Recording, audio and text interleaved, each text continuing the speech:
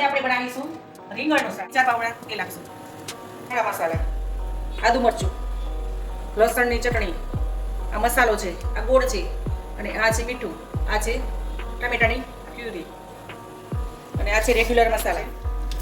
રાઈ નાખીશું, જીરું નાખીશું, થોડા મસાલા નાખીશું, 1 ચમચી હિંગ નાખીશું,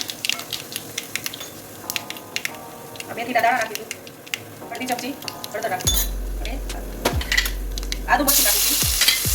હવે ટમેટાની પ્યુરી નાખીશું. હવે નાખીશું રીંગણ, એમાં લસણવાળી ચટણી નાખીશું. જોઈએ હવે 2 થી 3 મિનિટ. જો તેલ ફૂટી નીકળ્યું છે, ગોળ નાખીશું, અડધું લીંબુ નાખીશું, 1 ચમચી જીરું, 1 ચમચી મલાઈ નાખીશું, મસાલો નાખીશું, પાઉથી ઓછું છે ધાણા નાખીશું.